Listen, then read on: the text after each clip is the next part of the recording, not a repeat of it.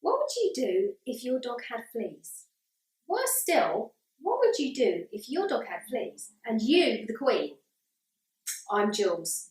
I write children's books. Listen to my story, Royal Fleas.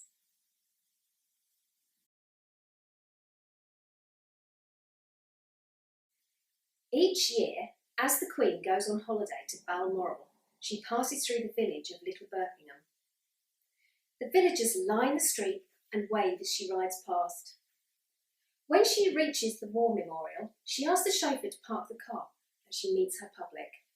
This story happens to be about the year Sophie's class was chosen from Little Birkingham Primary School to wave their Union flags from the pavement. The Queen smiled, walked past Sophie and stood chatting to the teacher, Miss Fig. The royal corgis waited patiently, all except one, who was scratching furiously. No one noticed. No one except Sophie. That night, Sophie wrote a letter. It said, "Dear Your Majesty the Queen, I think one of your dogs may have fleas. I saw on Blue Peter that dogs quite often get fleas at this time of year, and the best thing to do is comb their fur and catch the fleas on a bar of soap. With love, Sophie. P.S. We have 4 dogs and 2 cats, so I know the problem." The following day, Sophie received a letter from the Queen's secretary. It said, "Dear Miss Sophie, I think you must be mistaken. The royal corgis do not suffer from fleas, ever. It is against the law. Yours faithfully, Mr. Horatio Flowers Simpkinson." That night, Sophie wrote another letter. It said, "Dear Your Royal Highness the Queen, with regard to the letter your secretary wrote in reply to my letter, which I wrote to you, I think fleas might not know what is the law and what is not. Anyway, they might be royal fleas. Goodbye, love, Sophie." The following day, Sophie received another letter which came in a pressed envelope. It said, "Dear Miss Sophie, please do not bother the Queen while she is on holiday with your fanciful thoughts on the royal corgis. They do not have fleas. It is completely impossible. Yours in earnest, Mr. Horatio Flowers Simpkinson." Sophie was beginning to get quite cross. After all, she was writing to the Queen, not Mr. Horrible Flowers Simpleton. Sophie began to think of a plan to help the Queen. It was totally mad, but it might just work. A week later, when the Queen was due to travel back through Little Birkingham to Buckingham Palace, Sophie was ready. She waited on the pavement like everyone else.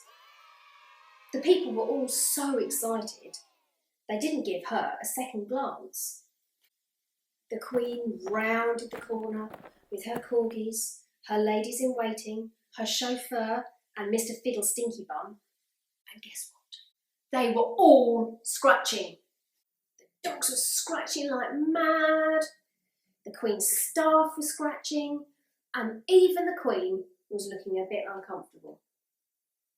No one seemed to notice. No one except Sophie, and this time she was ready. As the group got closer, Sophie ducked under the barrier and began to follow the corgis. She was wearing a big furry dog suit made from the leftover hair she'd collected on the dog brush. Suddenly, the Queen noticed. "Oh, good Lord," she blurted, quite alarmed. "What are you doing?" Everyone stared at Sophie, including Mr. Foul Seaweed, who looked like he might explode. Sophie started to explain, but as she did so, the fleas on the corgis began to jump off and onto Sophie's handmade dog suit. They seemed to like the smell. Not only did they jump off the corgis, but they leapt off the royal staff and even missed a vile stinging nettle.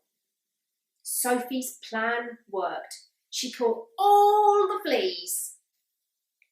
At the weekend, the post arrived as Sophie was enjoying the sunshine in the garden.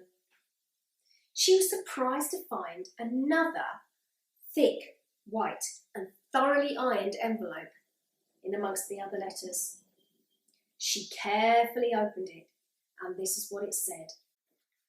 Dear Sophie, I was so impressed with your plan to dispose of our little problem that I am nominating you for the Nobel Fleas Prize, a new trophy set up in honour to celebrate the achievements of young people.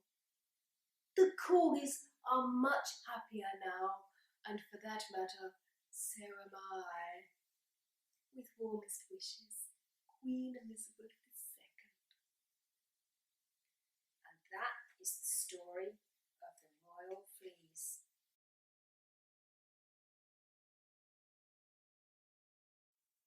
If you enjoyed that story, then subscribe to my YouTube channel and check out my Patreon page. Links below. Bye!